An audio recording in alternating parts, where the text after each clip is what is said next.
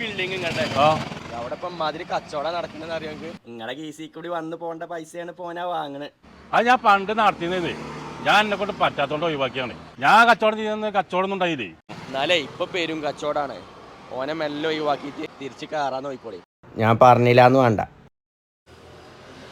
ആ പൊരിഞ്ഞ കച്ചവടമാണല്ലോ. ആ തരക്കടില്ല, അങ്ങനെ പോണു. നമുക്ക് എഗ്രിമെന്റ് ഒക്കെ പുതുക്കണ്ടേ? എഗ്രിമെന്റ് പുതുക്കാനൊന്നുമില്ല, നാളെ തന്നെ അറിയും.